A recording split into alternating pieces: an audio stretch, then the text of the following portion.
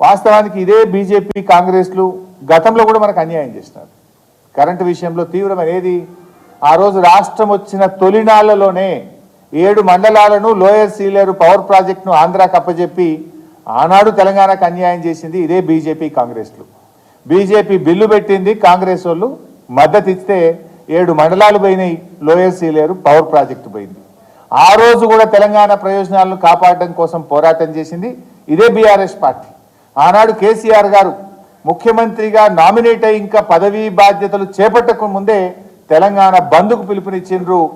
ఆ రోజు ఈ బిల్లును అపోజ్ చేసిన మేము పార్లమెంట్లో ఆ రోజు గట్టిగా కేంద్ర ప్రభుత్వం మీద ఒత్తిడి తెచ్చే ప్రయత్నం చేసినాం. కానీ 2 జాతీయ పార్టీలు కలిసి తెలంగాణకు తీవ్రమైనటువంటి అన్యాయం చేస్తున్నారు. ఆనాడు ఈ లోయర్ సీలేరు పవర్ ప్రాజెక్ట్ చాలా పెద్ద ప్రాజెక్ట్, అది 460 మెగావాట్ల పవర్ వస్తుంది. ఈ దేశంలోనే one of the best hydel project. ఎందుకంటే నార్మల్గా పిఎల్ఎఫ్ హైడల్ ప్రాజెక్ట్స్లో 40% ఉంటే lower Sileru 60-70% plant load factor ఉన్నటువంటిది. అంటే 250 రోజులు అక్కడ జల విద్యుత్ ఉత్పత్తి జరుగుతుంది.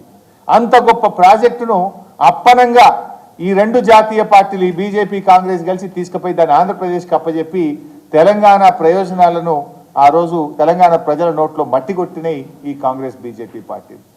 ఆనాడు లోయర్ సీలేరును పొడగొట్టిరి, మళ్ళీ ఇప్పుడు ఈ ఉన్న సాగర్ను, ఉన్న శ్రీశైలంను, లెఫ్ట్ బ్యాంక్ కెనాల్ మీద ఉన్న హైడల్ ప్రాజెక్టును కూడా మళ్ళీ ఢిల్లీ చేతులు పెట్టి ఇంకొకసారి తెలంగాణకు అన్యాయం చేసే ప్రయత్నం చేయొద్దు, వెంటనే మేల్కొనండి అని చెప్పి నేను రాష్ట్ర ప్రభుత్వాన్ని ఈ సందర్భంగా కోరుతా ఉన్నాను.